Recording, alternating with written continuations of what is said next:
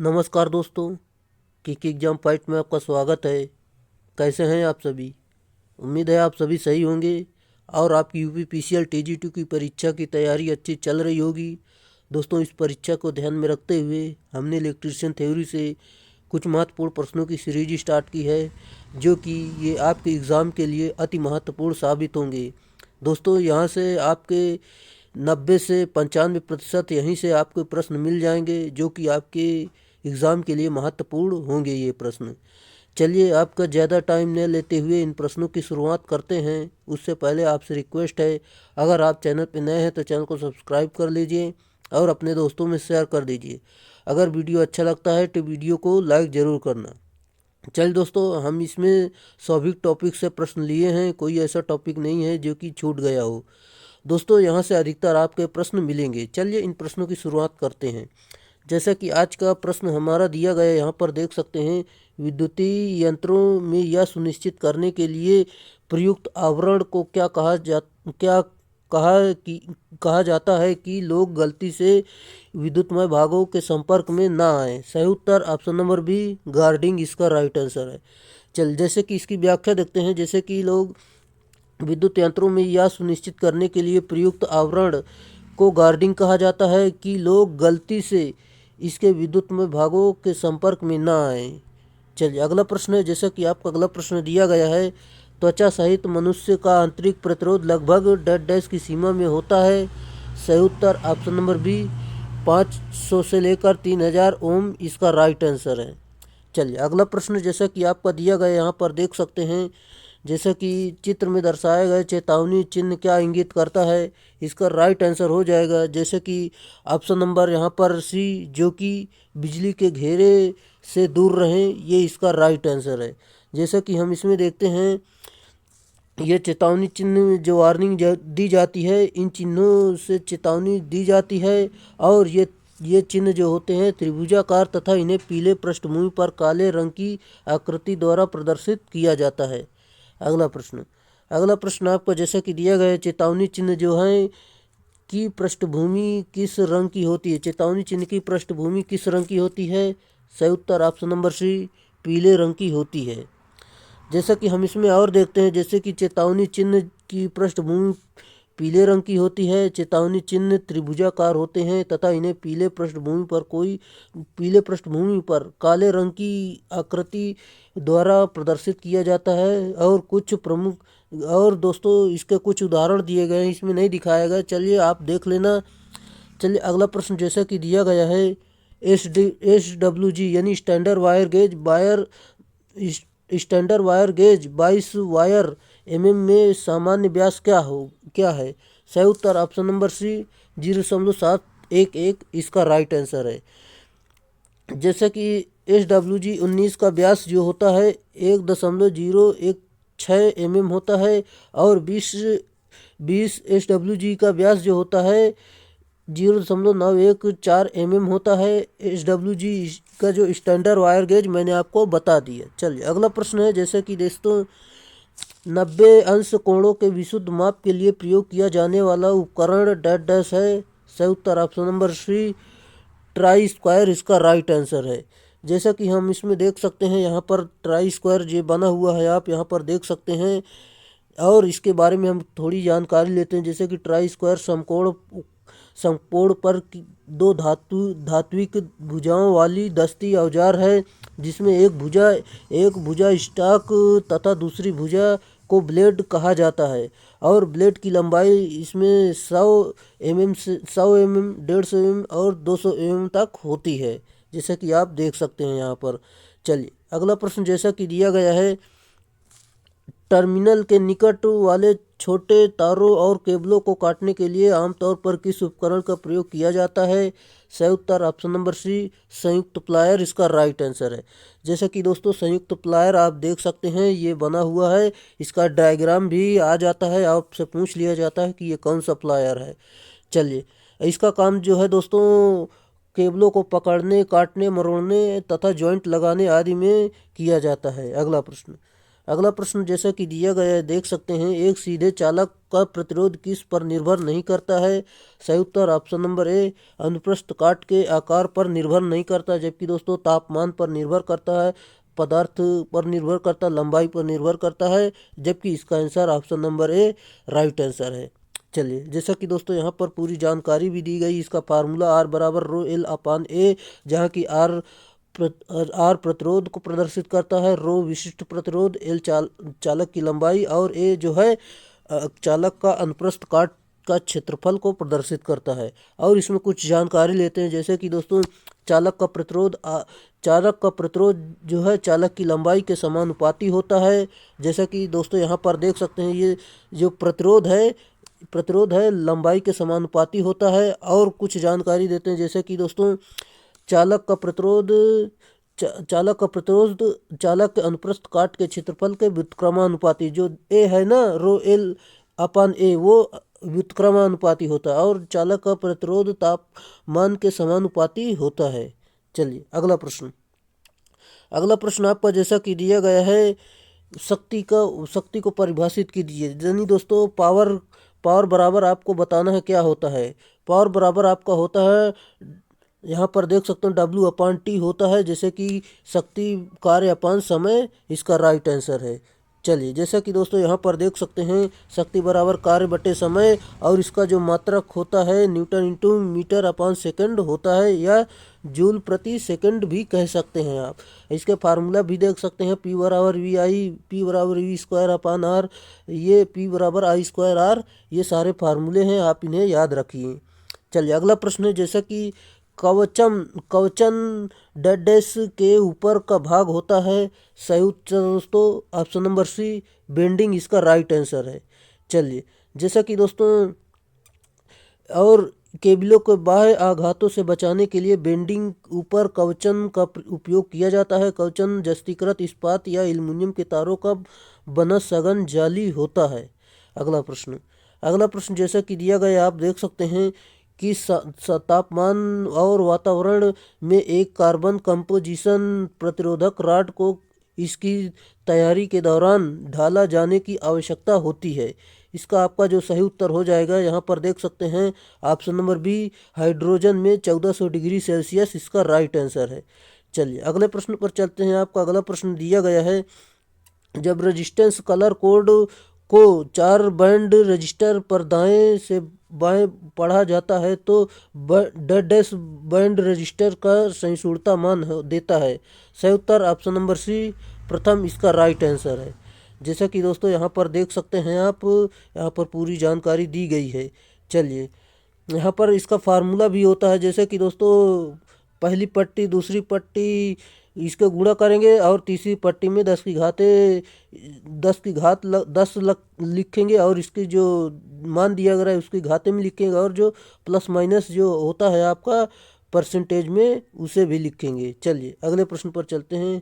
अगला प्रश्न है आपका, जैसा कि फ्लक्स सोल्डर किए जाने वाले क्षेत्र के ऑक्साइड को डेड डैश और सोल्डर के प्रवाह को डेड डैश कहा जाता है। सही उत्तर दोस्तों option number B flux solder किए जाने वाले क्षेत्र के ऑक्साइड को हटा देता है और सोल्डर के प्रवाह को अनुमन्य करता है, ये इसका राइट आंसर है। चलिए, जैसा कि हम इसमें कुछ जानकारी देते हैं, जैसे कि दोस्तों यह जोड़ी जाने वाली धातुओं के सतह को ऑक्सीकरण को रोकता है, और यह जोड़ को साफ करता है तथा सोल्डर को पिघलाने में शीघ्र सहायता करता है, और यह सतह पर जंग लगने से बचाता है। यह जोड़ मजबूती प्रदान करता है, और यह ऊष्मा को जॉब तक शीघ्रता से पहुंचने में सहायक होता है। अगला प्रश्न जैसा कि आपका दिया गया है, जैसा कि देख सकते हैं दिए गए परिपथ में 5 ओम प्रतिरोध के टर्मिनलों के बीच वोल्टेज कितना होगा। दोस्तों 5 ओम के प्रतिरोध के टर्मिनलों के बीच का आपको प्रतिरोध निकालना है। दोस्तों यहाँ पर आप इसे हल करना, जैसा कि दोस्तों इसको सीरीज में जोड़ेंगे, फिर इसे जोड़ते चले जाएंगे, आपका जो उत्तर निकल कर यहाँ पर आ जाएगा ऑप्शन नंबर डी 5 वोल्ट सही उत्तर होगा। चलिए दोस्तों, यहाँ से आप देख सकते हैं कैसे हल किया गया है, यहाँ पर आप देख सकते हैं। चलिए हम अगले प्रश्न पर चलते हैं। आपका अगला प्रश्न दिया गया है, जैसे कि आप देख सकते हैं न्यूनतम धारा जिस पर ट्रिप परिपथ को पूर्ण करने के लिए रिले आर्मेचर आकर्षित होता है उसे क्या कहा जाता है? सही उत्तर ऑप्शन नंबर ए पिकअप धारा यानी पिकअप करंट इसका राइट आंसर है। चलिए अगला प्रश्न है, जैसे कि आपका अगला प्रश्न है, निम्न में से कौन सा उपकरण सामान्यतः तड़ित रक्षक के लिए प्रयोग में लाया जाता है? सही उत्तर ऑप्शन नंबर ए जेडेनो वेरिएस्टर इसका राइट आंसर है। अगला प्रश्न आपका, जैसा कि दिया गया परिपथ वियोजक में लघुपथ संरक्षण डैश डैश द्वारा दिया जाता है? सही उत्तर ऑप्शन नंबर बी तापी मोचन इसका राइट आंसर है। जैसा कि दोस्तों हम अगले प्रश्न पर चलते हैं। आपका अगला प्रश्न है, वायु झोंका परिपथ वियोजक यानी air blast circuit breaker arc विलोपन के लिए डैश डैश का उपयोग करता है? सही उत्तर ऑप्शन नंबर सी उच्च दबाव वायु स्फोट इसका राइट आंसर है। चलिए अगले प्रश्न पर चलते हैं। आपका अगला प्रश्न दिया गया है, जैसे कि डैश डैश एक ऐसा उपकरण है जो सामान्यतः एक फ्यूज के स्थान पर कम वोल्टेज वाले विद्युत संजाल नेटवर्क में प्रयोग किया जाता है? सही उत्तर ऑप्शन नंबर डी लघु परिपथ विच्छेदक यानी मिनिएचर सर्किट ब्रेकर इसका राइट आंसर है। चलिए जैसा कि दोस्तों यहाँ पर देखते हैं, जैसे कि लघु परिपथ विच्छेदक यानी मिनिएचर सर्किट ब्रेकर एक ऐसा उपकरण है जो सामान्यतः एक फ्यूज के स्थान पर कम वोल्टेज वाले विद्युत नेटवर्क में प्रयोग किया जाता है। यह परिपथ को शॉर्ट सर्किट तथा ओवर करंट से सुरक्षा प्रदान करता है। अगला प्रश्न आपका है, शुष्क सेल में किस विद्युत अपघट्य यानी इलेक्ट्रोलाइट का प्रयोग किया जाता है?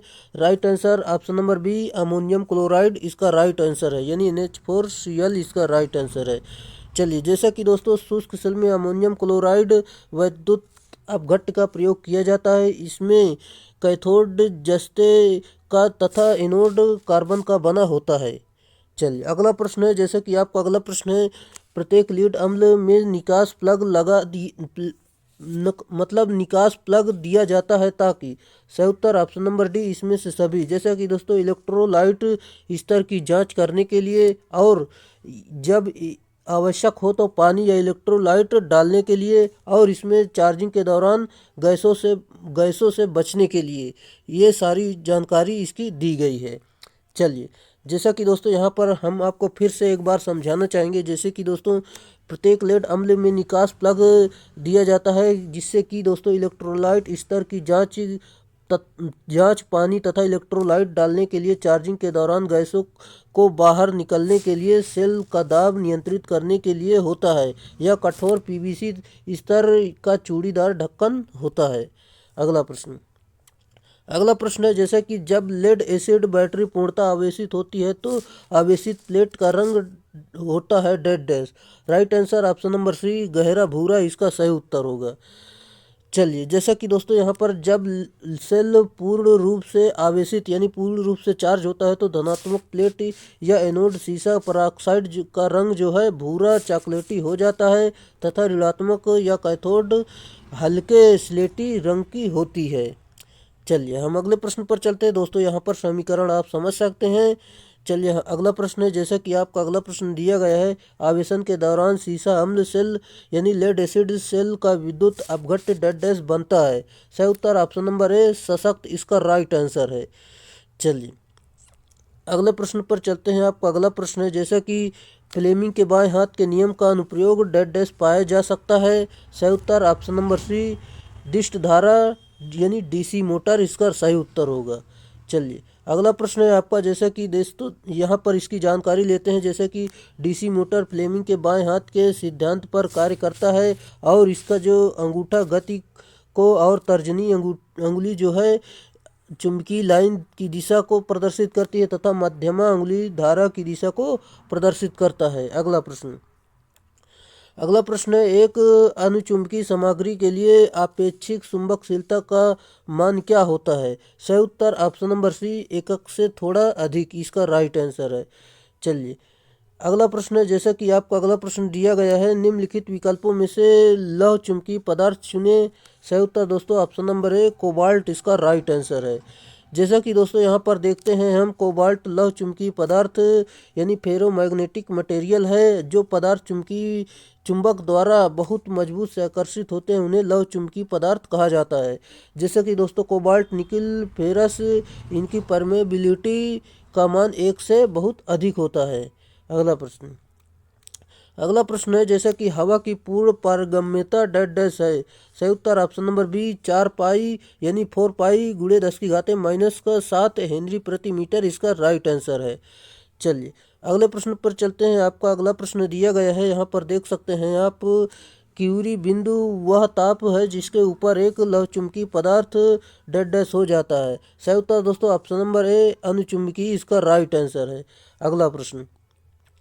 अगला प्रश्न जैसा कि आपका दिया गया है, कुछ विद्युत धारा जो अधिक रूप से प्रतिवर्तित हो जाती है उसे क्या कहा जाता है।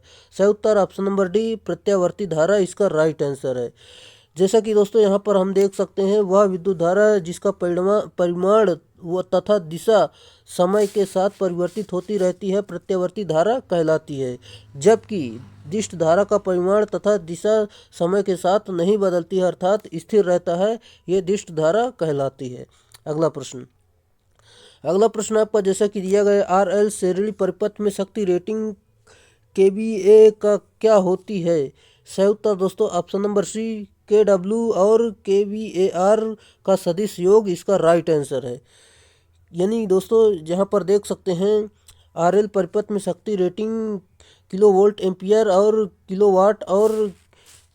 किलोवोल्ट एम्पियर रेजिस्टेंस का सदिश योग होती है। जैसे कि दोस्तों यहाँ पर देख सकते हैं, एक्टिव पावर और रिएक्टिव पावर और अपरेंट पावर जैसे कि देख सकते हैं।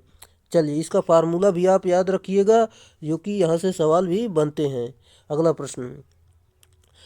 प्रश्न है जैसे कि 75 ओम का एक प्रतिरोध और 60 माइक्रोफैरड का एक कैपेसिटर 230 वोल्ट और 50 हर्ट्ज की आपूर्ति से श्रेणी क्रम में संयोजित है। शक्ति का प्रतिघाती घटक का परिणाम ज्ञात कीजिए। सही उत्तर ऑप्शन नंबर ए 332.86 VAR इसका राइट आंसर है। जैसा कि दोस्तों यहाँ पर हल करेंगे, आपको हल करना है, हल करके आपको उत्तर निकालना ही इतना। दोस्तों यहाँ पर कुछ हल दिया गया है और कुछ आपसे हल करना, अपने आप से हल करना है, और इसमें फार्मूले से हल करना है, जो कि फार्मूले लगेंगे। Z बराबर पहले निकालना है, फिर I बराबर फिर निकालना है, फिर दोस्तों इसका पूरा मान आपका जब निकाल लेंगे तो आपका इतना आ जाएगा। आप हल करेंगे, हल करके कमेंट करेंगे कि आपका आंसर आया कि नहीं। अगर नहीं आया तो आप कमेंट जरूर करना, हम हल करके इसका आंसर आपको दे देंगे। चलिए अगला प्रश्न जैसा कि आपका दिया गया है, दिए गए विकल्पों में अर्थिंग करने की एक सामान्य विधि पहचाने। सही उत्तर ऑप्शन नंबर सी एक पानी की पाइप के माध्यम से भूसंपर्कन यानी अर्थिंग इसका राइट आंसर है। जैसा कि दोस्तों यहाँ पर कुछ और विधियाँ होती हैं, जैसा कि प्लेट अर्थिंग और pipe earthing, water tap earthing, rod earthing, ये सारी इसकी विधियाँ होती हैं।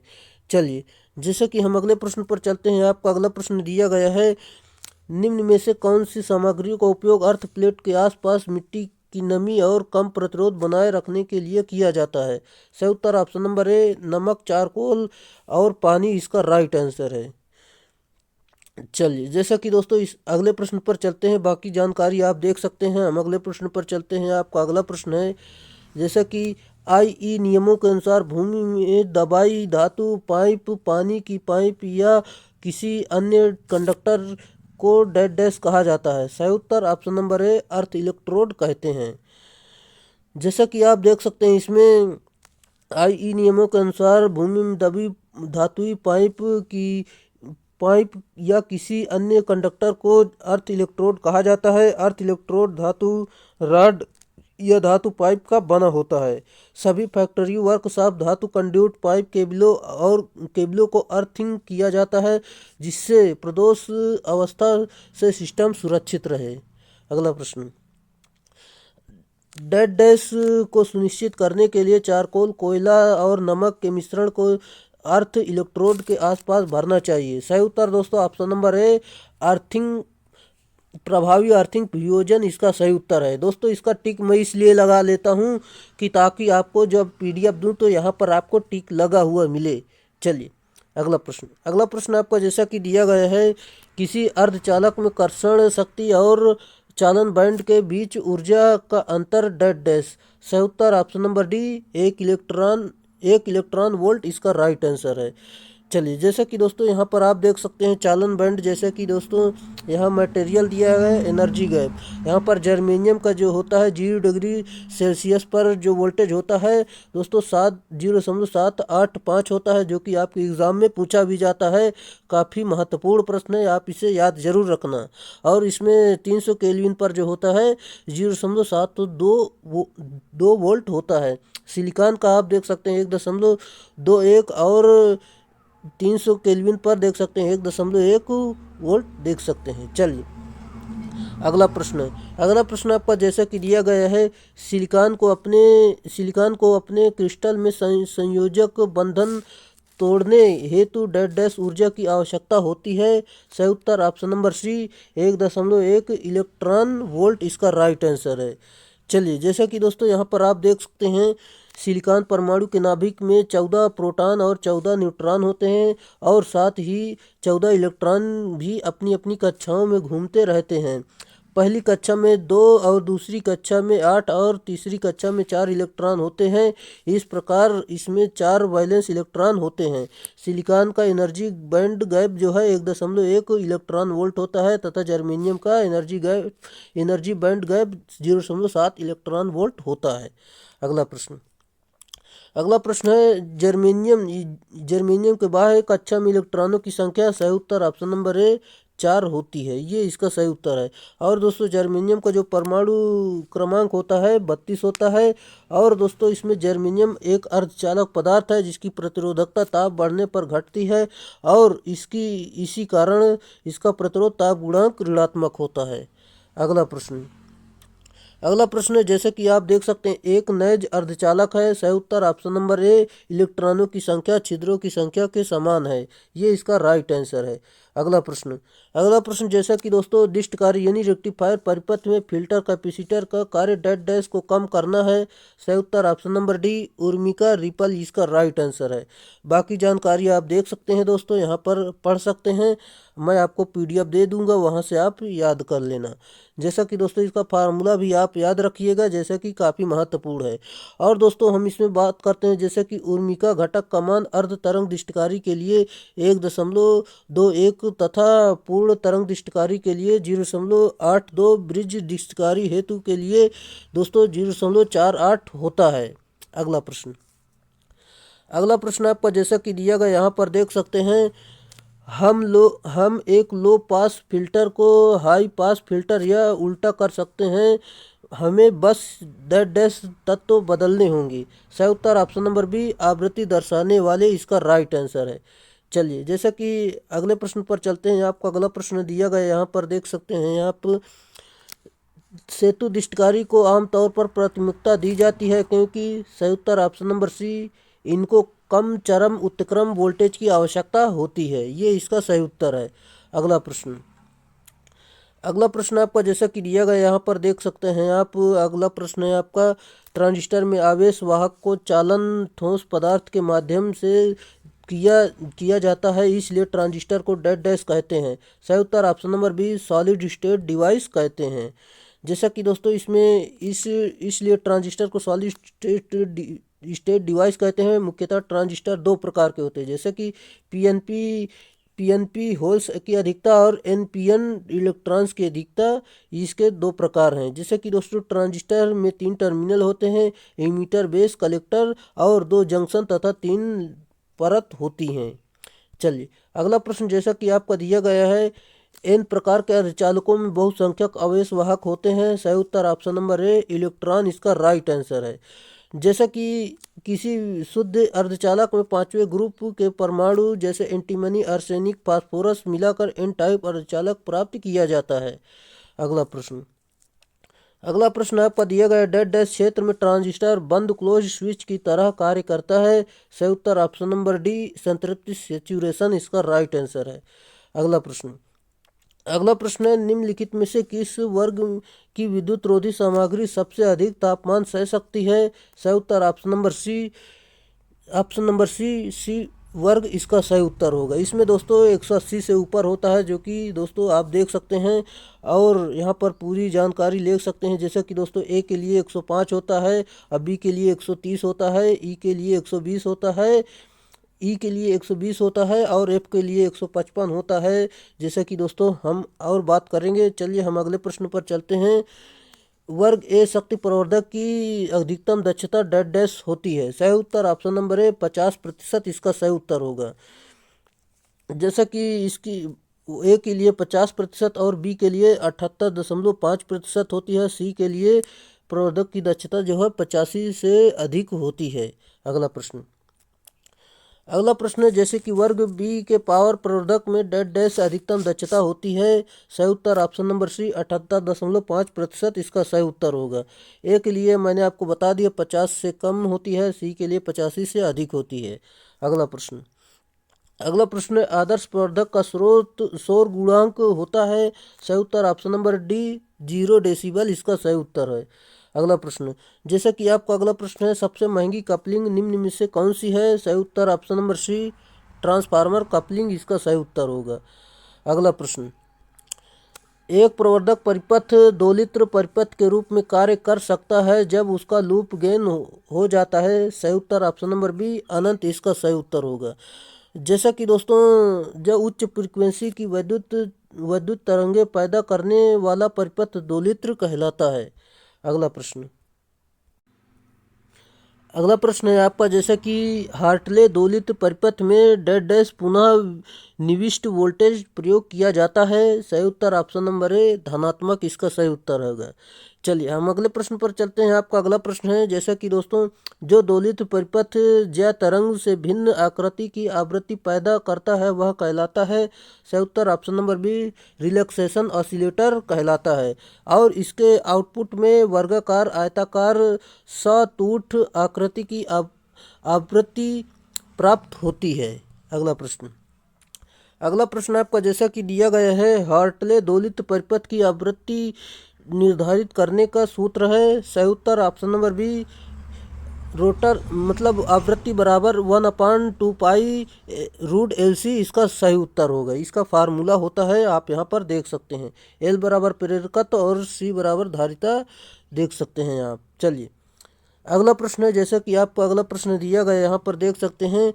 एक ट्रांजिस्टर में आमतौर पर परिवहन कारक यानी ट्रांसपोर्टेशन फैक्टर का मान कितना होता है। सही उत्तर ऑप्शन नंबर ए 0.995, इसका सही उत्तर होगा। चलिए जैसा कि दोस्तों यहाँ पर देख सकते हैं इसका मान। अगले प्रश्न पर चलते हैं। आपका अगला प्रश्न दिया गया है। आपका अगला प्रश्न डैश डैश एक ऐसा उपकरण है जो एक शक्ति प्रतिरोधांतरित यानी पावर ट्रांजिस्टर में अतिरिक्त ऊष्मा को नष्ट करता है। सही उत्तर ऑप्शन नंबर सी ऊष्मा अधिगम यानी हीट सिंक, इसका सही उत्तर होगा। और हीट सिंक के रूप में जो होता है एल्युमिनियम का प्रयोग किया जाता है।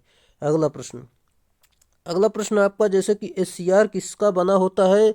सही उत्तर ऑप्शन नंबर डी सिलिकॉन का बना होता है। SCR में चार परत से निर्मित 3 टर्मिनल होते हैं जैसे कि एनोड कैथोड और गेट वाली युक्ति होती है जो मुख्य रूप से सिलिकॉन से बनी होती है। इसकी संयोजकता 4 होती है। अगला प्रश्न। अगला प्रश्न आपका जैसा कि दिया गया है डैश डैश के लिए इन्वर्टर का प्रयोग किया जाता है। सही उत्तर ऑप्शन नंबर ए DC को AC में परिवर्तित करने के लिए इसका प्रयोग करते हैं। और दोस्तों हम इसमें आपको बता दें जैसे कि इन्वर्टर की सहायता से DC को इच्छित वोल्टता तथा आवृत्ति की AC धारा शक्ति के रूप में रूपांतरित है और चॉपर की सहायता से इसे DC वोल्टता से परिवर्तित DC वोल्टता प्राप्त की जा सकती है। साइक्लो कन्वर्टर की सहायता से AC प्रदाय से विभिन्न आवृत्ति की AC वोल्टताएं प्राप्त की जाती हैं। अगला प्रश्न। अगला प्रश्न आपका जैसा कि दिया कंप्यूटर के लिए IC चिप सामान्यतः किसकी बनाई जाती है। सही उत्तर ऑप्शन नंबर सी सिलिकॉन, इसका राइट आंसर है। और सिलिकॉन का दोस्तों प्रयोग अर्धचालक के रूप में किया जाता है। चलिए अगला प्रश्न है जैसा कि दोस्तों 1 बाइनरी का मान है। सही उत्तर ऑप्शन नंबर बी दो कितने 1 है 5 2 इसका फार्मूला होता है दोस्तों यहाँ पर 2 की घाते n-1 यहाँ पर इसका मान रख देंगे तो आपका जो उत्तर निकल कर आ जाएगा यहाँ पर देख सकते हैं ऑप्शन नंबर बी 2 की घाते 5-1 इसका राइट आंसर है। चलिए अगला प्रश्न जैसे कि आपको अगला प्रश्न दिया गया यहाँ पर देख सकते हैं सही चयन करें। दोस्तों आपका इसमें राइट आंसर हो जाएगा जैसे कि PROM में प्रोग्रामेबल एंड व्यू हुआ एक निश्चित ओ आर व्यू है ये इसका राइट आंसर है। जैसा कि दोस्तों यहाँ पर आप डायग्राम द्वारा समझ सकते हैं, XOR गेट ये बना हुआ है। चलिए दोस्तों, इसकी सत्यता सारणी आप जान लीजिए। यहाँ पर दोस्तों इनपुट में 0 0 देंगे तो आउटपुट में भी 0 प्राप्त होगा, इनपुट में 0 1 देंगे तो आउटपुट में भी 1 प्राप्त होगा। यहाँ पर देख सकते हैं दोस्तों, यहाँ पर पूरी जानकारी आप समझ सकते हैं। चलिए अगला प्रश्न है। जैसा कि दोस्तों आपका अगला प्रश्न दिया गया है, जैसे कि जो दिए गए हैं उनमें से अधिक 600 वोल्ट पर चलने वाले उपकरणों के लिए आवश्यक इंसुलेशन प्रतिरोध परीक्षण वोल्टता है। सही उत्तर ऑप्शन नंबर डी 1000 वोल्ट इसका सही उत्तर होगा। जैसा कि दोस्तों यहाँ पर आप देख भी सकते हैं। जैसा कि दोस्तों 600 वोल्ट कार्यकारी वोल्टता वाले उपयंत्र का अधिकतम वोल्टता सहन क्षमता कम से कम 850 तक होनी चाहिए, परंतु कभी कभी असामान्य स्थितियों में उच्च परीक्षण वोल्टता का भी उत्पादन होता है और इसलिए उपयंत्र में विश्वसनीय प्रचालन के लिए विद्युत रोधन प्रतिरोध परीक्षण के लिए 1000 वोल्ट वाले मेगर का उपयोग किया जाना चाहिए। अगला प्रश्न, क्लिट वायरिंग में खांचे बने होते हैं। सही उत्तर ऑप्शन नंबर डी पोर्सलिन के बने होते हैं। चलिए जैसा कि दोस्तों यहाँ पर देख सकते हैं, यह एक स्थापन की सबसे सरल व सस्ती है और इसमें केबलों को आसानी से लगाया जा सकता है। यह एक अस्थायी तार स्थापन प्रणाली है। अगला प्रश्न आपका दिया गया है, ISI के अनुसार विद्युत वाटर हीटर के ढांचे एवं संयोजन केबल के बीच इंसुलेशन प्रतिरोधक कितना होना चाहिए। सही उत्तर दोस्तों option number D 1 mega ohm होना चाहिए। चलिए जैसा कि दोस्तों यहाँ पर पूरी जानकारी आप समझ सकते हैं, हम अगले प्रश्न पर चलते हैं। आपका अगला प्रश्न दिया गया है, यहाँ पर देख सकते हैं, डीसी जनरेटर का कार्य डेड डैश के उत्पादन सिद्धांत पर आधारित है। सही उत्तर ऑप्शन नंबर डी गतिज प्रेरित ईएमएफ इसका सही उत्तर होगा। जैसा कि दोस्तों यहाँ पर आप देख सकते हैं, डीसी जनरेटर गति के प्रेरित के ईएमएफ के उत्पादन के सिद्धांत पर आधारित है। इसमें इसके नियमानुसार यदि किसी स्थिर चुंबकीय क्षेत्र में चालक को घुमाया जाए तो चालक ईएमएफ उत्पन्न हो जाता है और जिससे फैराडे का नियम कहा जाता है। अगला प्रश्न है, जैसा कि देख सकते हैं आप, किसी डीसी मशीन में डमी कुंडली का प्रयोग की जाती है। सही उत्तर ऑप्शन नंबर ए आर्मेचर में यांत्रिक संतुलन बनाने के लिए इसका राइट आंसर है। चलिए जैसा कि दोस्तों यहाँ पर आप देख सकते हैं, यह बॉडी मशीनों में प्रयोग नहीं किया जाता है, यह वेव वाउंड मशीनों में प्रयोग की जाती है। रिएक्टेंस वोल्टेज के प्रभाव को खत्म करने के लिए इसके विपरीत दिशा में इंटरपोलों की मदद से ईएमएफ उत्पन्न की जाती है और इंटरपोलों को आर्मेचर के श्रेणी क्रम में ही जोड़ा जाता है। इस कारण इंटरपोल से समान धारा बहती है। लैप वाइंडिंग मशीनों में समांतर पथों की संख्या ज़्यादा होती है और जिसके कारण असमान वोल्टेज उत्पन्न होता है और इसे समान करने के लिए इक्वलाइजर रिंग का प्रयोग किया जाता है। अगला प्रश्न है, 2 किलोवाट के 200 वोल्ट तथा डीसी जनरेटर करंट में कितने लोड की आपूर्ति करेगा। सिंपल सा है दोस्तों, P बराबर VI। यहाँ पर इसका मान रख कर निकाल लेंगे तो आपको जो उत्तर निकल कर आएगा option number C 10 ampere right answer आ जाएगा। अगला प्रश्न है दोस्तों, एक डीसी शंट जनरेटर की फील्ड में जोड़े गए बाहरी प्रतिरोध की भूमिका क्या होती है। सही उत्तर दोस्तों ऑप्शन नंबर डी जनरेटर के वोल्टेज को घटाना इसका राइट आंसर है। अगला प्रश्न, बैक ईएमएफ विरोध करता है। सही उत्तर ऑप्शन नंबर बी आरोपित ईएमएफ का विरोध करता है। जैसा कि दोस्तों यहाँ पर आप देख सकते हैं, जब डीसी मोटर आर्मेचर चुंबकीय क्षेत्र में घूमता है तो चालक चुंबकीय बल रेखाओं को काटते हैं या फैराडे के नियमानुसार ईएमएफ उत्पन्न होता है। यह बैक ईएमएफ कहलाता है। लेंज के नियमानुसार उत्पन्न ईएमएफ की दिशा आरोपित एम्पलीट्यूड वोल्टेज विपरीत होती है। मोटर को दी गई वोल्टेज को आर्मेचर में होने वाले वोल्टेज ड्रॉप व बैक ईएमएफ को पूरा करना पड़ता है। अगला प्रश्न है, जैसे कि आपका दिया गया यहाँ पर देख सकते हैं, डीसी मोटर के चालकों के घूमने की दिशा निर्धारित की जाती है। सही उत्तर दोस्तों डीसी मोटर जो है फ्लेमिंग के बाएं हाथ के नियम पर आधारित होती हैं। चलिए ऑप्शन नंबर सी इसका राइट आंसर है। जैसा कि दोस्तों यहाँ पर आप देख सकते हैं, डीसी मोटर के चालकों को घूमने की दिशा ज्ञात करने के लिए फ्लेमिंग के बाएं हाथ के नियम का प्रयोग किया जाता है। इस नियम के अनुसार बाएं हाथ की तर्जनी जो है अंगुली जो है चुंबकीय क्षेत्र की दिशा को प्रदर्शित करते हैं और मध्यम उंगली जो धारा की दिशा को और अंगूठा जो है चालक के घूमने की दिशा को बताएगा। अगला प्रश्न इनमें से क्या डीसी मोटर के आउटपुट हैं? सही उत्तर ऑप्शन नंबर सी बलाघूर्ण एवं गति इसका राइट आंसर है। जैसा कि दोस्तों यहाँ पर देख सकते हैं। चलिए हम अगले प्रश्न पर चलते हैं। आपका अगला प्रश्न दिया गया है जैसे कि दो ट्रांसफार्मरों की तुल्यकालिकता के लिए निम्न में से कौन सी शर्त है? सही उत्तर ऑप्शन नंबर बी जो कि आवृत्ति वोल्टेज और फेज अनुक्रम समान होने चाहिए, ये इसका सही उत्तर है। चलिए जैसा कि आपका अगला प्रश्न दिया गया है ट्रांसफार्मर के no load current command dash dash होता है। सही उत्तर ऑप्शन नंबर बी 2% से लेकर 5% इसका सही उत्तर होगा। चलिए जैसा कि दोस्तों इसका फार्मूला भी देख सकते हैं I0 बराबर आई ओमेगा स्क्वायर प्लस आई माइक्रो स्क्वायर। दोस्तों आई ओमेगा का मान वर्किंग करंट और दोस्तों आई माइक्रो प्रदर्शित करता है मैग्नेटिक करंट को, जो कि आप देख सकते हैं। दोस्तों अगर वीडियो अच्छा लग रहा है तो वीडियो को लाइक कर दीजिए। अगर आप चैनल पर नए हैं तो चैनल को सब्सक्राइब कर लीजिए, क्योंकि दोस्तों जो मैं पढ़ा रहा हूँ यहीं से आपके प्रश्न आपके एग्ज़ाम में आने वाले हैं। इससे बाहर दोस्तों आपके एग्ज़ाम में नहीं आएगा। चल दोस्तों हो सकता है 8-10 प्रश्न हो जाए 150 में।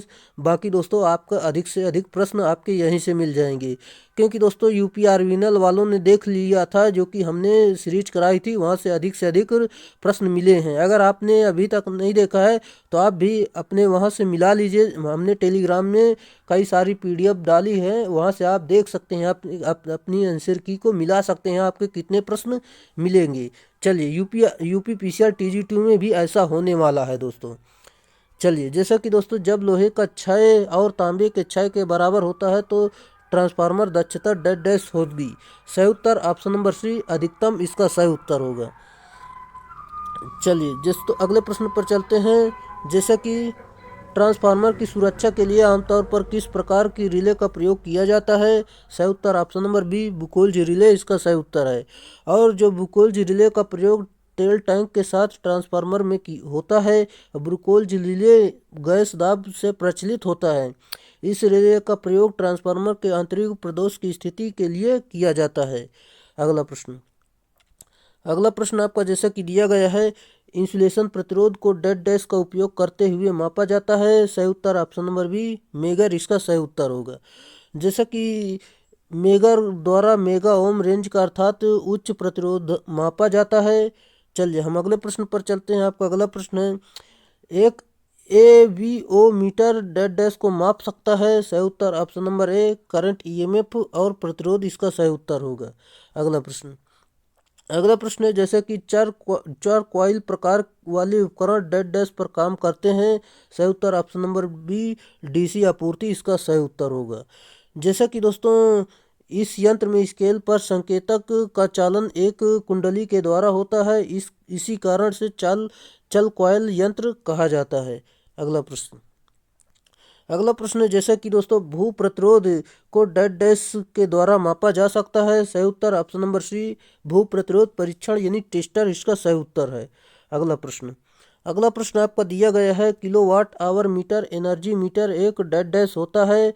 सही उत्तर ऑप्शन नंबर डी एकीकृत प्रकार का उपकरण होता है।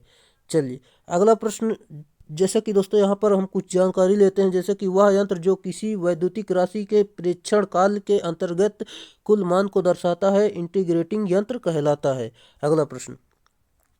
अगला प्रश्न जैसा कि दोस्तों एक 3 फेज वाली सिंक्रोनस मोटर 3 फेज वाली 440 वोल्ट 50 हर्ट्ज आपूर्ति से जुड़ने के बाद 1500 RPM पर चलती है तो मोटर के ध्रुवों की संख्या कितनी होगी? सही उत्तर ऑप्शन नंबर बी। दोस्तों हल करेंगे तो 4 आ जाएगा, जो कि सिंपल सा होता है फार्मूला। यहाँ पर मान रखेंगे, कैलकुलेशन कर लेंगे तो आपका उत्तर आ जाएगा। जैसा कि दोस्तों अगला प्रश्न एक 10 HP 3 phase 440 volt induction motor का पूर्ण लोड करंट निम्नलिखित क्रम का होता है। सही उत्तर ऑप्शन नंबर बी 16.70 एम्पियर इसका राइट आंसर होगा। जैसा कि दोस्तों यहाँ पर हल किया गया है, आप देख सकते हैं पूर्ण भार धारा बराबर देख सकते हैं। इसमें यहाँ पर 10 HP का मान पहले निकाल लिएगा, फिर दोस्तों इसका भाग दे दिएगा, आपका सही उत्तर निकल कर आ गया। चलिए अगला प्रश्न आपका जैसा कि दिया गया है, शक्ति गुणक 0.6 के साथ 100 वोल्ट आपूर्ति से जुड़ी एक सिंगल फेज मशीन 10 किलोवाट का उपभोग करती है। इसकी किलो वोल्ट एम्पियर और रेटेड लाइन धारा कितनी होगी? सही उत्तर ऑप्शन नंबर सी। आपका ऑप्शन नंबर सी सही उत्तर निकल कर आएगा। 16.66 किलो वोल्ट एम्पियर और 166.66 एम्पियर जो कि निकल कर आ जाएगा। चलिए दोस्तों, यहाँ पर आप देख सकते हैं कैसे हल किया गया है। यहाँ पर हल जरूर करें, यहाँ पर सिंपल सा है, फार्मूले पर मान रखना है तो आपका मान निकल कर आ जाएगा। चलिए दोस्तों, यहाँ पर किलो वोल्ट एम्पियर भी निकाल लेंगे जो कि इतना आ जाएगा। चलिए अगला प्रश्न जैसा कि आपका दिया गया है, यहाँ पर देख सकते हैं, 2 वैल्यू कैपेसिटर मोटर में परिचालन के उद्देश्य से निम्नलिखित में से कौन सा कैपेसिटर प्रयुक्त किया जाता है? सही उत्तर हो जाएगा दोस्तों आपका ऑप्शन नंबर डी, जो कि पेपर स्पेस्ड आयल फील्ड इसका सही उत्तर होगा। चलिए दोस्तों, बाकी दोस्तों जानकारी आप यहाँ से देख सकते हैं। हम अगले प्रश्न पर चलते हैं। आपका अगला प्रश्न है, जैसे कि सिंगल फेज पंप की प्रवाह दर को डेड डैश परिवर्तित किया जा सकता है। सही उत्तर ऑप्शन नंबर सी, पाइप के आकार को कम करके इसका सही उत्तर होगा।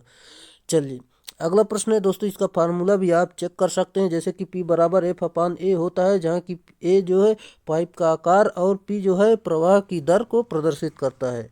अगला प्रश्न, एक सार्वत्रिक मोटर यानी यूनिवर्सल मोटर में सामान्यतः ब्रश चौड़ाई और कम्यूटेटर सेगमेंट की चौड़ाई अनुपात है। सही उत्तर दोस्तों ऑप्शन नंबर डी, 2:1 इसका राइट आंसर है।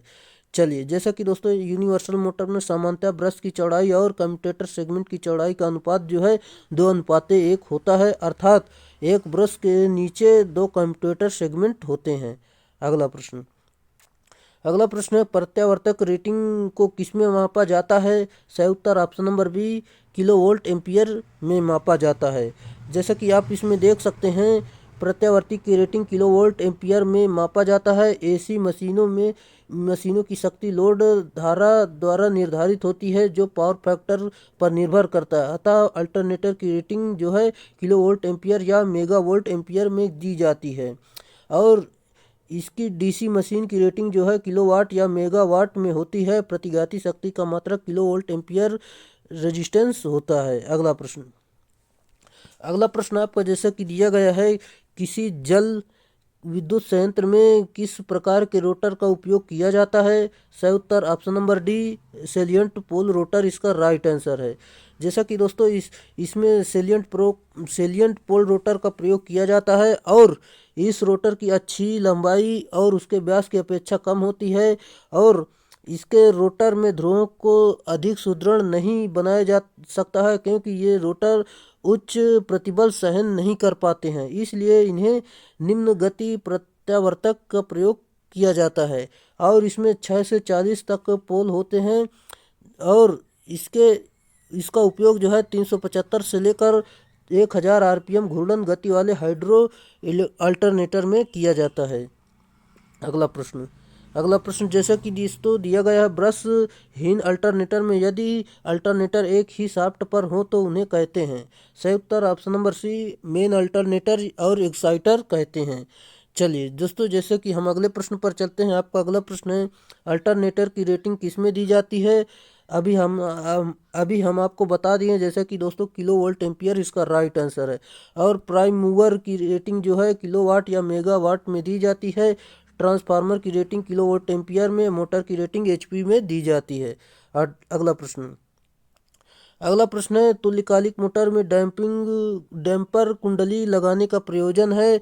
सही उत्तर दोस्तों यहाँ पर आप देख सकते हैं, ऑप्शन नंबर यहाँ पर देख सकते हैं, जो कि रोटर के दोलनों का दबाना, और दोस्तों इसमें जो है आवश्यक स्टार्टिंग बलाघूल विकसित करना, ये इसका सही उत्तर होगा।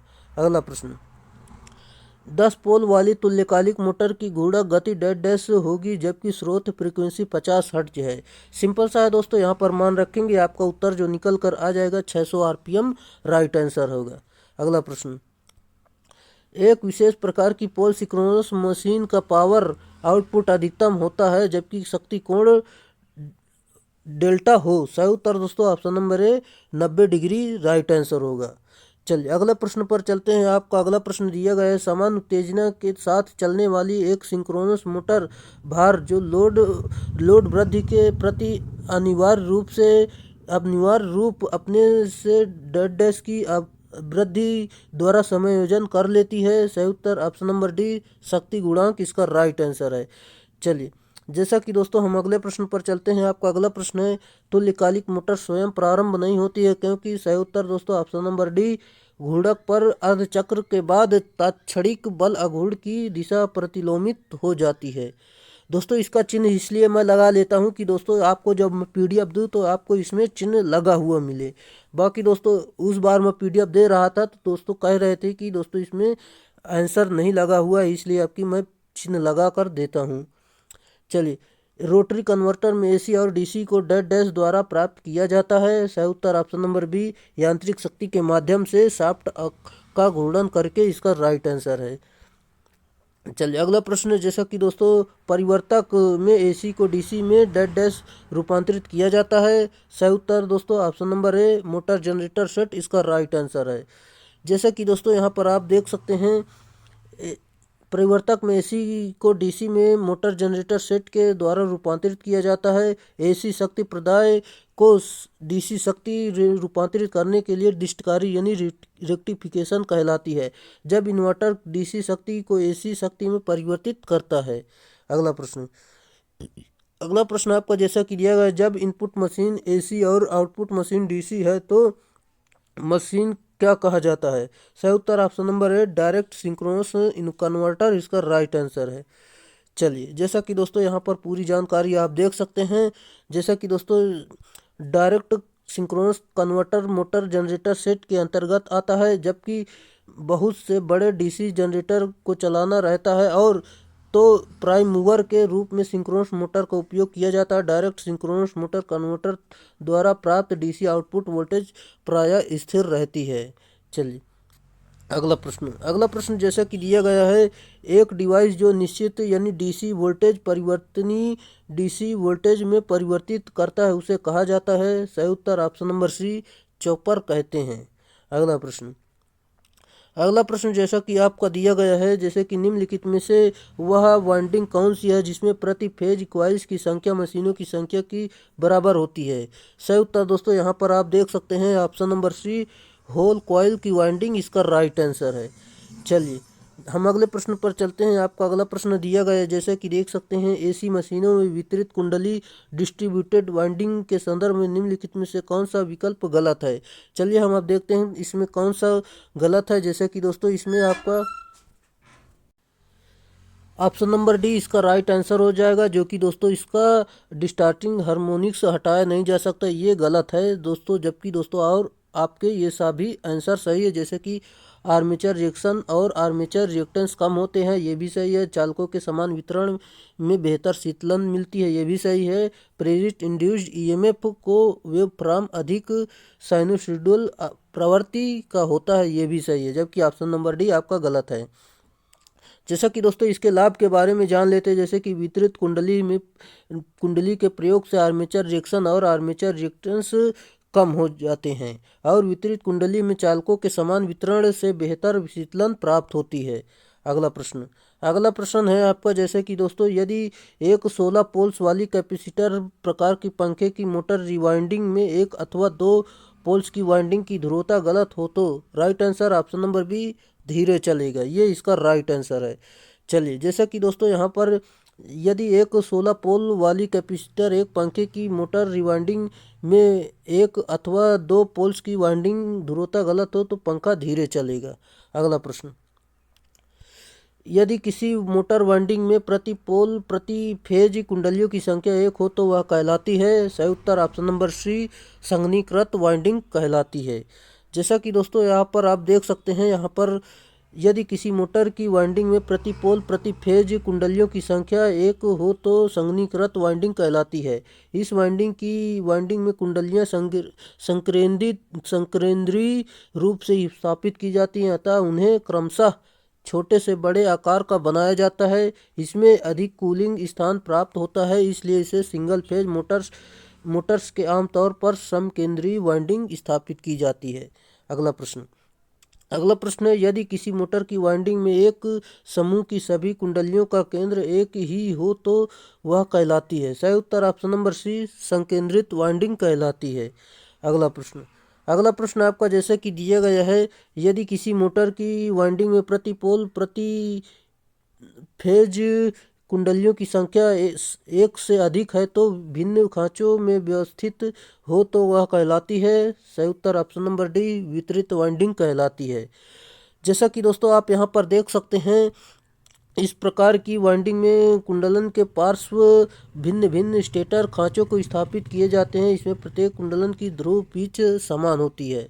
अगला प्रश्न आपको देखना है। जैसा कि दोस्तों सवाल है, आपको इसे हल जरूर करना है। जैसे कि दोस्तों एक घर में 40 वाट के 16 बल्ब और 75 वाट के 8 पंखे, 1500 वाट का एक हीटर और 0.5 HP का एक पंप मोटर है। दक्षता 80% है। शक्ति गुणांक 0.8 लैगिंग है। यदि सप्लाई वोल्टेज 230 वोल्ट है तो वह न्यूनतम करंट लगभग कितना है जो सब मेन केबल को वहन करना चाहिए। मान लीजिए कि 1 HP बराबर 735 वाट है। चलिए दोस्तों इसको आपको हल करना है। जैसा कि दोस्तों आप हल करेंगे तो आपका उत्तर निकल कर आएगा 14 एम्पियर सही उत्तर होगा। जैसा कि हम आपको बता देते हैं, यहाँ पर पावर निकाल लेंगे दोस्तों। यहाँ पर इसका मान पूरा निकाल कर इस फार्मूले पर आप मान रख देंगे तो आपका जो उत्तर निकल कर आ जाएगा सही उत्तर होगा। जैसे कि दोस्तों यहाँ पर पूरा मान निकाल लेना है, आपका जो उत्तर निकल कर यहाँ पर आ जाएगा। चलिए दोस्तों आप हल करना, इस वीडियो को रोक कर आप हल कर लेंगे, क्योंकि दोस्तों यहाँ पर हम समझाने लगेंगे तो आधे घंटे इसी में समझाते समझाते हो जाएगा। इसकी कैलकुलेशन भी करना है, काफ़ी टाइम लगेगा। चलिए आप कर लेना। अगले प्रश्न पर चलते हैं। आपका अगला प्रश्न जैसे कि दिया गया है, काम करने की क्षैतिज स्थिति के साथ सड़क पर प्रकाश के लिए सबसे उपयुक्त लाइट्स कौन सी है। सही उत्तर ऑप्शन नंबर है, सोडियम वेपर लैंप इसका राइट आंसर है। जैसा कि आप देखते हैं, इसमें इंकैंसिडेंट लैंप का प्रयोग साधारणतया घरों में प्रकाश के लिए करते हैं। फ्लोरोसेंट लैंप का प्रयोग भी घरों के प्रकाश कम तापमान पर के लिए तथा कम लाइट खपत के लिए करते हैं। अगला प्रश्न आपका जैसा कि दिया गया यहाँ पर देख सकते हैं, एयर सर्किट ब्रेकर में आर्क को बनने से निम्नलिखित में से किसके द्वारा रोका जाता है। सही उत्तर ऑप्शन नंबर है, वायु दबाव इसका राइट आंसर है। जैसा कि दोस्तों यहाँ पर आप देख सकते हैं, तेल दबाव का उपयोग आर्क बुझाने में आयल सर्किट ब्रेकर में किया जाता है। रिले का प्रयोग ट्रांसफार्मर यानी करंट ट्रांसफार्मर और पीटी यानी पोटेंशियल ट्रांसफार्मर आदि में किया जाता है। अगला प्रश्न जैसा कि दिया गया, किसी निश्चित लंबाई के लिए फ्रीक्वेंसी कंड्यूट की तुलना में धात्विक कंड्यूट है। सही उत्तर ऑप्शन नंबर बी, वजन में भारी होते हैं। चलिए अगला प्रश्न आपका दिया गया, यहाँ पर देख सकते हैं आप, सर्किट ब्रेकर एक ऐसी युक्ति है जो किसी विद्युत वितरण परिपथ को डेड डैश अवस्था में तोड़ने और जोड़ने का कार्य करती है। सही उत्तर ऑप्शन नंबर ए, सामान्य तथा असामान्य इसका राइट आंसर है। चलिए अगला प्रश्न है आपका, जैसा कि सर्किट ब्रेकर में तेल भरने का मुख्य उद्देश्य है। सही उत्तर ऑप्शन नंबर डी, परिपथ के तोड़ते समय पैदा हुई चिंगारी को बुझाना और संयोजकों को ठंडा करना इसका राइट आंसर है। जैसा कि दोस्तों यहाँ पर पूरी जानकारी आप देख सकते हैं, पढ़ सकते हैं। वीडियो को रोककर हम अगले प्रश्न पर चलते हैं, जो कि आपका अगला प्रश्न दिया गया है, जो कि काफ़ी अच्छा प्रश्न है, आपको यहाँ पर जानना है। 230 वोल्ट और 50 हर्ट्ज सप्लाई वाले लाइट फैन सब सर्किट के लिए न्यूनतम एल्युमिनियम कंडक्टर का आकार क्या होना चाहिए। आपको बताना है दोस्तों क्या इसका आकार होना चाहिए। इसका राइट आंसर जो हो जाएगा option number C, 250 volt grade और 1/1.4 mm होना चाहिए। अगला प्रश्न आपका जैसा कि दिया गया है, इंडस्ट्रियल परिवेश के लिए स्वीकार अधिकतम बाधा के स्तर को किसके द्वारा परिभाषित किया जाता है।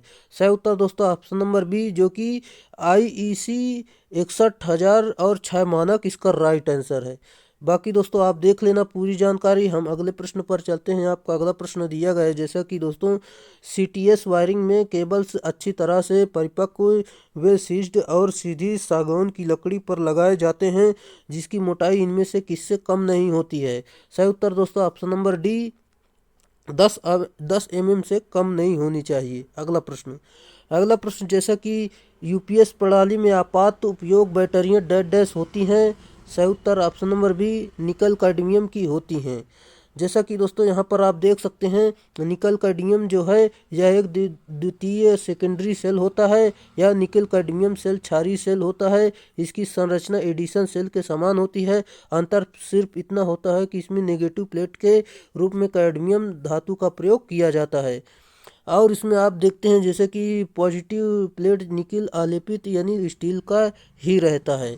अगला प्रश्न है मोटर में स्थैतिक आवृत्ति परिवर्तक यानी स्टैटिक फ्रीक्वेंसी चेंजर का कार्य क्या है। सही उत्तर ऑप्शन नंबर सी गति विनियमन प्राप्त करने के लिए इसका सही उत्तर है। चलिए जैसा कि दोस्तों अगले प्रश्न पर चलते हैं। आपका अगला प्रश्न दिया गया यहाँ पर देख सकते हैं परिवर्तनीय आवृत्ति ड्राइव यानी वीएफडी का आउटपुट वेव फॉर्म क्या है। सही उत्तर दोस्तों option number D pulse with modulated sine wave इसका राइट आंसर है। चलिए जैसा कि दोस्तों यहाँ पर आप देख सकते हैं वेरिएबल फ्रीक्वेंसी ड्राइव एक प्रकार का मोटर नियंत्रक होता है और इसके इनपुट में साइन वेव देने पर आउटपुट पर pulse with modulation sine wave प्राप्त होता है। वेरिएबल फ्रीक्वेंसी ड्राइव द्वारा फ्रीक्वेंसी को परिवर्तित करके मोटर की गति को नियंत्रित करते हैं। अगला प्रश्न आपका जैसा कि दिया गया है गीजर की आंतरिक टंकी डैश डैश की बनाई जाती है जिससे कि वह लवण युक्त जल से भी खराब ना हो। सही उत्तर ऑप्शन नंबर बी टिन आलेपित तांबा की बनाई जाती है और इसकी जो वाट होती है 1000 से लेकर 2500 वाट तक होती है। चलिए इसमें पानी गर्म करने के लिए इमर्शन रॉड स्थापित की जाती है। अगला प्रश्न जैसा कि यदि मिक्सर की आर्मेचर कुंडलन खुली है तो right answer option number C mixer चलेगा ही नहीं। जैसा कि दोस्तों यहाँ पर देख सकते हैं आप इसमें मुख्यतः यूनिवर्सल मोटर की सीरीज मोटर प्रयोग की जाती है जिसकी घूर्णन गति 3000 से लेकर 15000 आरपीएम यानी 14000 होती है 15000 आरपीएम तक होती है। यहाँ पर 1500 लिखा है 1500 आरपीएम तक होती है। जैसा कि दोस्तों यदि किसी वॉशिंग मशीन की बेल्ट ढीली हो जाए तो क्या होगा। सही उत्तर दोस्तों ऑप्शन नंबर बी केवल पल्सेटर घूर्णन नहीं करेगा। ये इसका सही उत्तर होगा। जैसा कि दोस्तों इसमें सिंगल फेज 230 वोल्ट और 50 हर्ट्ज स्टार्टिंग यानी कैपेसिटर स्टार्ट स्क्वायरल केज प्रेरण मोटर प्रयोग की जाती है। अगला प्रश्न दोस्तों अगर वीडियो अच्छा लग रहा है तो वीडियो को लाइक कर दीजिए। अगर आप चैनल पर नए हैं तो चैनल को सब्सक्राइब कर लीजिए क्योंकि दोस्तों ये आपके एग्ज़ाम के लिए काफ़ी महत्वपूर्ण प्रश्नों की श्रृंखला है दोस्तों। इससे बाहर आपका एक भी क्वेश्चन जाने वाला नहीं है। चल दोस्तों अगर आप एग्ज़ाम तक इसी में लगे रहेंगे मान लो तो आपका सिलेक्शन निश्चित है दोस्तों क्योंकि दोस्तों आप इलेक्ट्रिशियन थ्योरी से यहाँ से बाहर क्वेश्चन जाने ही वाला नहीं है। आप दोस्तों जीके को मजबूत कर लेना और रीजनिंग वगैरह जो है उससे सारा बढ़िया अच्छे से तैयार कर लेना। यहाँ से आप इलेक्ट्रिशियन भी देख लेना और भी देख सकते हैं कई और चैनल पढ़ाते हैं वहाँ से भी देख सकते हैं दोस्तों। यहाँ से भी आप एक क्लास ले लेना दोस्तों यहाँ से आपका पूरा कवर हो जाएगा। जैसा कि दोस्तों प्रचालन वोल्टता की उपस्थिति में विद्युत उपकरणों में लघुपथ होने का दोष निवारण क्यों नहीं किया जा सकता है। राइट आंसर दोस्तों आपका ऑप्शन नंबर ए जो कि यहाँ पर देख सकते हैं उच्च लघुपथ धारा मापक उपकरण को खराब कर सकती है। ये इसका राइट आंसर है। चलिए जैसा कि दोस्तों यहाँ पर देख सकते हैं प्रचालन वोल्टता की उपस्थिति में विद्युत उपकरणों में लघुपथ होने पर दोष का निवारण इसलिए नहीं किया जा सकता क्योंकि उच्च लघुपथ धारा मापक उपकरण को खराब कर सकती है। अगला प्रश्न है हाइड्रो इलेक्ट्रिक ऊर्जा स्रोतों का उपयोग किन स्थानों पर किया जा सकता है। सही उत्तर ऑप्शन नंबर सी मैदानी इलाकों में और पहाड़ी इलाकों में इसका प्रयोग करते हैं। जैसा कि दोस्तों इस प्रकार की ऊर्जा स्रोत के द्वारा कम मात्रा में जल उपलब्ध होने की स्थिति में भी ऊर्जा का उत्पादन किया जाता है। अगला प्रश्न निम्न में से किसकी ईंधन परिवहन मूल्य शून्य होता है? सही उत्तर ऑप्शन नंबर बी हाइड्रो ऊर्जा स्रोत इसका राइट आंसर है। जैसा कि दोस्तों इसमें इस विधि में नदी या नहर पर बैराज बनाकर जल एकत्र किया जाता है और एकत्रित जल को ऊंचाई से गिराकर जल टरबाइन चलाई जाती है। इस प्रकार हाइड्रो ऊर्जा स्रोत का ईंधन परिवहन मूल्य शून्य होता है और इसमें दोस्तों प्रदूषण भी नहीं होता है। अगला प्रश्न, सूर्य की सतह का लगभग तापमान कितना होता है? सही उत्तर option number D 6000 degree Celsius होता है। अगला प्रश्न, सूर्य पर ऊर्जा का स्रोत का कारण है? राइट आंसर दोस्तों ऑप्शन नंबर सी नाभिकीय संलयन इसका राइट आंसर है। और जो सूर्य की जो है 4.5 10 × 10 की घात 23 किलो जूल प्रति सेकंड की दर से ऊर्जा का उत्सर्जन करता है। और दोस्तों ये दो हल्के नाभिक के परस्पर संयुक्त होकर भारी नाभिक बनाने की प्रक्रिया को नाभिकीय संलयन कहते हैं। अगला प्रश्न, इनमें से किससे ध्वनि प्रदूषण फैलता है? Right answer option number B पवन ऊर्जा स्रोत इसका राइट आंसर है। चलिए अगले प्रश्न पर चलते हैं। आपका अगला प्रश्न जैसा कि दिया गया है यहाँ पर देख सकते हैं 220 किलो वोल्ट की विद्युत पारेषण लाइन में प्रयुक्त तड़ित चालक है। सही उत्तर option number B oxide film तड़ित चालक इसका राइट आंसर है। चलिए जैसा कि दोस्तों आप देख सकते हैं यहाँ पर इस प्रकार के तड़ित चालक में विशेष प्रकार की बनाई जाती है, डिस्क प्रयोग की बनाई जाती है। जैसे कि एक डिस्क जो है 300 वोल्ट पर कार्य करने के लिए बनाई जाती है और जिन्हें श्रेणी क्रम में संयोजित किया जाता है। इस तड़ित प्रग्राही का उपयोग 220 किलो वोल्ट तक की लाइन के लिए किया जाता है। अगला प्रश्न आपका जैसा कि किसी भवन की छत में 33 किलो वोल्ट पारेषण लाइन की न्यूनतम ऊंचाई होनी चाहिए। सही उत्तर ऑप्शन नंबर सी 3.66 मीटर इसका राइट आंसर है। अगला प्रश्न है जैसा कि दोस्तों स्थिर वैद्युत प्रतिबल का वितरण समान होता है। सही उत्तर option number B pin type insulator इसका राइट आंसर है। चलिए हम अगले प्रश्न पर चलते हैं। आपका अगला प्रश्न दिया गया है जैसा कि देख सकते हैं आप यहाँ पर केबलों में ऊष्मा की उत्पत्ति का स्रोत क्या होता है? राइट आंसर दोस्तों जैसे कि दोस्तों चालक में तांबे की हानि और केबल विद्युत रोधन में परावैद्युत हानियाँ और धात्विक आवरण और कवचों में हानियाँ, ये इसका सही उत्तर होगा। ये इसमें सभी सही होंगे। चलिए अगला प्रश्न है जैसा कि दोस्तों आप देख सकते हैं यहाँ पर जैसा कि कोई केबल जब सड़क क्रॉस करती है तब इसे, राइट आंसर दोस्तों यहाँ पर इसका राइट आंसर आपका हो जाएगा जैसा कि दोस्तों इसे कंड्यूट जिसे पाइप या कंड्यूट में बिछाना जाना चाहिए, ये इसका सही उत्तर होगा। अगला प्रश्न जैसा कि दिया गया है एक विशेष परिपथ जोड़ में SWG 22 के बदले SWG 18 तार का चयन किया जाता है तो उसका कारण यह है कि इसमें dead dash. Right answer option number D उच्च धारा वहन करने की क्षमता इसका राइट आंसर है। जैसा कि दोस्तों यहाँ पर देख सकते हैं विशेष परिपथ में जोड़ में 22 SWG तार के बदले 18 SWG तार का चयन किया जाता है तो क्योंकि तार का प्रयोग करने पर उच्च धारा वहन करने की क्षमता यानी हाई करंट कैरियरिंग कैपेसिटी बढ़ जाती है। अगला प्रश्न जैसा कि दिया गया है किसी उद्योगशाला में मुख्यतः 3 फेज लोड तथा सीमित प्रकाश लोड के लिए प्रयुक्त केबल डेड डैश प्रकार का होना चाहिए। सही उत्तर ऑप्शन नंबर डी 3.5 करोड़ इसका राइट आंसर है। चलिए जैसा कि दोस्तों हम अगले प्रश्न पर चलते हैं। आपका अगला प्रश्न दिया गया है 250 वोल्ट के कम की वोल्टता कहलाती है। सही उत्तर option number A low voltage यानी लो टेंशन इसका राइट आंसर है। जैसा कि दोस्तों लो टेंशन में जैसे कि दोस्तों प्रायः अति निम्न वोल्टता 050 वोल्ट को कहते हैं। निम्न वोल्टता जो है 50 से 250 वोल्ट और इससे ऊपर की वोल्टता 250 से 650 वोल्ट को मध्यम वोल्टता तथा 1 से 33 किलो वोल्ट को उच्च तथा और 33 किलो वोल्ट से ऊपर को अति उच्च वोल्टता कहते हैं। अगला प्रश्न है किसी उद्योगशाला में 100 अश्व शक्ति के लिए 3 फेज 415 वोल्ट और 50 हर्ट्ज सप्लाई हेतु बस बार की धारा वहन क्षमता डेड डैश होनी चाहिए। सही उत्तर ऑप्शन नंबर ए 200 एम्पियर इसका राइट आंसर है। सिंपल सा है दोस्तों, इस फार्मूले पर मान रखेंगे तो आपका उत्तर निकल कर आ जाएगा जो कि लगभग में होगा। अगला प्रश्न 400 एम्पियर धारा वहन क्षमता की सिरोपरि बस बार लंबाई डैश डैश उत्पादित की जाती है। सही उत्तर ऑप्शन नंबर ए 244 मीटर इसका राइट आंसर है। अगला प्रश्न, वह संरक्षी युक्ति जो निर्धारित धारक मान के 1.5 गुने मान पर 4 घंटे बाद भी परिपथ को नहीं खोलेगी डैश डैश होगी। सही उत्तर ऑप्शन नंबर सी परिपथ वियोजक इसका राइट आंसर है। चलिए अगला प्रश्न आपका जैसा कि दिया गया है, आपको एक 3 फेज 5 HP प्रेरण मोटर को न्यूट्रल सहित एक प्लग इन बॉक्स का चयन करना है। किसके द्वारा 3 फेज 415 वोल्ट बस बार से संयोजन प्राप्त किया जा सके। प्लग इन बॉक्स की रेटिंग क्या होगी। सही उत्तर दोस्तों option number C 32 ampere TPN इसका राइट आंसर है।